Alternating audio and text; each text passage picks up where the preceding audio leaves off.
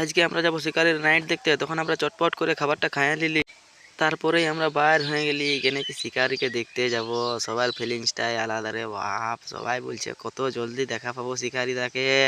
তখনই আমরা হিরোগিরি করে চলে গেলি। তখনই আমাদের এই জীবনটি তেল পাম্পটায় তেল ভরা আইলিলি, তার বাদে বলি চলো তবে ইয়ার পরে আর কিছুক্ষণ হলেই পৌঁছে যাব। ফাইনালি আমরা স্টেডিয়াম পৌঁছে গেছি। তোমরা এবার দেখতে থাকো কিছু ভিউ শিকারিদা। ভালোবাসি গো আমি আল্লাহ সালামি